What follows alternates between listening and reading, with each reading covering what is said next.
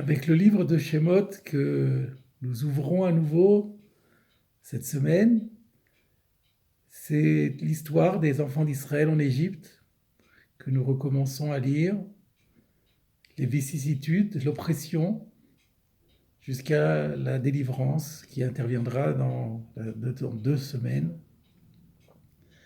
voire 3 semaines, avec la paracha de Béchalach. Ce passage est toujours fondamental car l'exil en Égypte des enfants d'Israël préfigure tous les autres exils que le peuple juif aura à connaître durant toute son existence, les exils et aussi les délivrances.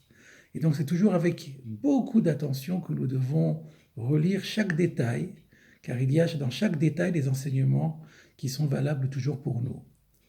Dans cette paracha de Shemot, nous faisons connaissance à nouveau de Moshe Rabbeinu, dont nous assistons à la naissance et au premier moment de sa vie, et il nous accompagnera jusqu'à la fin de la Torah.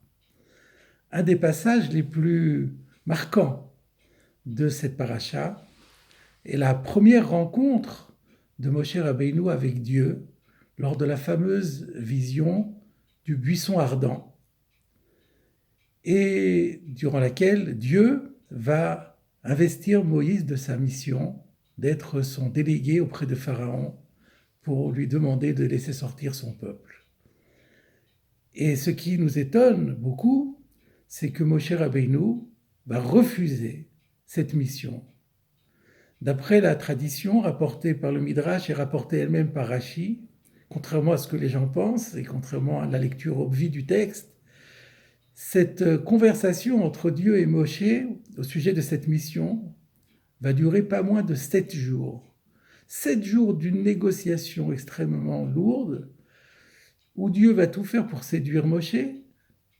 Et à notre grande surprise, alors que Moshe est promis un avenir radieux, que Moshe est choisi pour être l'instrument de la délivrance du peuple d'Israël, Moshe refuse de manière obstinée. Et la raison qui est invoquée par le Midrash et qui est rapportée encore une fois par Rashi, c'est que Moshe ne voulait pas recevoir une dignité qui le rendrait supérieur à son grand frère, à son frère aîné Aaron, qui était prophète comme lui et plus âgé que lui. La question se pose, Moshe Rabbeinu est choisi par Dieu.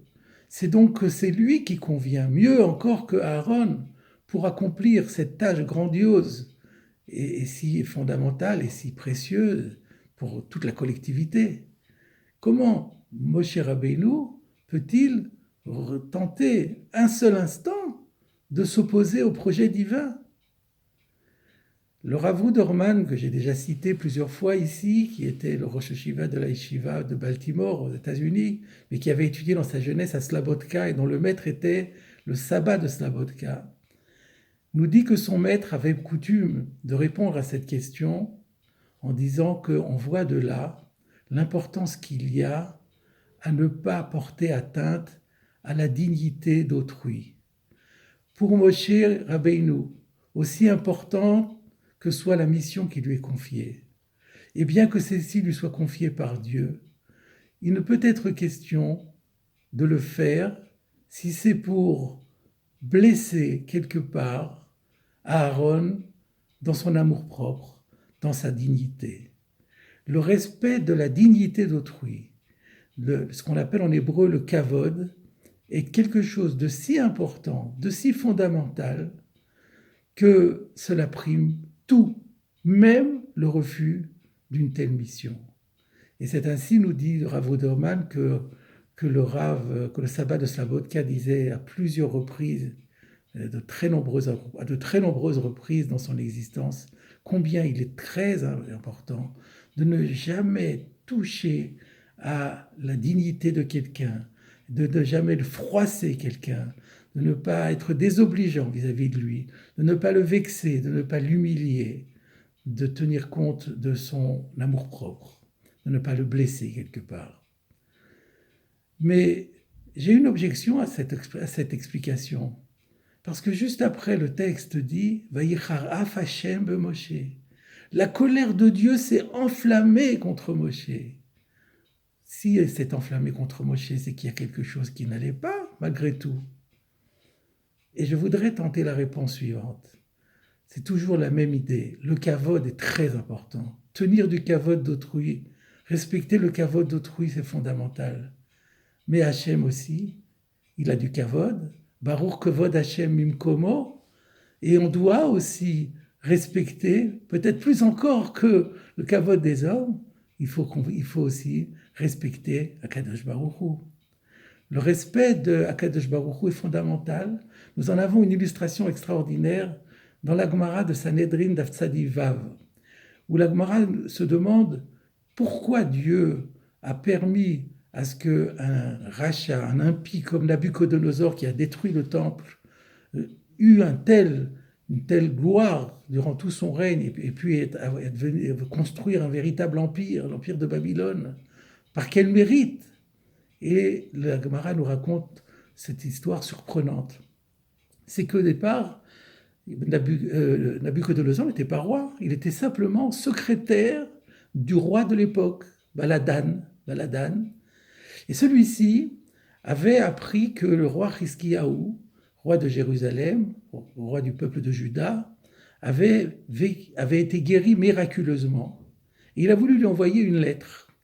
Et alors, il n'était pas là, le scribe, le fameux secrétaire Nabuchodonosor n'était pas là au moment où on a envoyé la missive. Et quand il est revenu, il a demandé « Qu'est-ce que vous avez écrit au début de la lettre ?» Et alors on l'a dit, eh bien, voilà ce que le roi nous a dit de dire. « À toi, Ézéchias, roi de Jérusalem, à toi, ville de Jérusalem, à toi, Dieu d'Israël. » Et Nabuchodonosor de dire « Comment vous parlez au Dieu d'Israël ?» Et vous le mettiez en troisième position. Mais non, c'est le contraire qu'il fallait dire. À toi, Dieu d'Israël, à toi, ville de Jérusalem, à toi, roi Hiskiyahu. Et il était à tel point choqué que Nabuchodonosor est parti et il a essayé de rattraper le coursier pour lui récupérer sa lettre et corriger. Et finalement, l'ange Gabriel l'a arrêté au bout de 4 coudées. Et le texte dit que si on ne l'avait pas arrêté, il aurait été invincible, Nabuchodonosor, et on n'aurait jamais rien pu faire contre lui. Et que tout ce qu'il a mérité, c'était à cause de ces 4 pas qu'il avait faits. On voit ici que le kavod de Dieu est fondamental et que même des mots, l'ordre des mots compte aussi dans le kavod d'autrui. Il faut choisir ses mots lorsqu'on parle à quelqu'un ou lorsqu'on parle de quelqu'un parce qu'on risque toujours de le blesser, d'infliger une blessure. Mais ce qui est vrai pour les hommes est vrai plus encore pour Akadosh Baruch Hu. Et c'est là, me semble-t-il, une leçon essentielle qui nous concerne tous.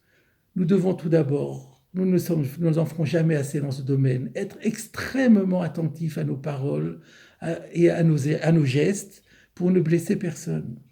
Mais nous devons inclure dans ce souci Akadosh Baruch Hu lui-même. Lorsqu'il y a une mitzvah que nous n'accomplissons pas, ou que nous accomplissons mal, ou que nous bâclons, n'est-ce pas quelque part aussi un manque de kavod vis-à-vis d'Akadosh Baruch Hu? Et lorsque nous nous retrouvons à la synagogue, dans le palais du roi, en présence du roi, et que nous nous comportions comme si le roi n'était pas là, n'y a-t-il pas ici un manque de kavod? Voilà, me semble-t-il, une idée très simple, mais en même temps très profonde, sur laquelle nous devons tous travailler constamment.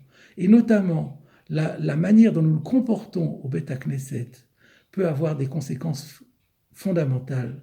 Car si nous montrons à Kadosh Baruch Hu que non seulement nous l'aimons, mais nous tenons à respecter son kavod, alors Akadosh Baruch Hu exaucera nos prières. Amen.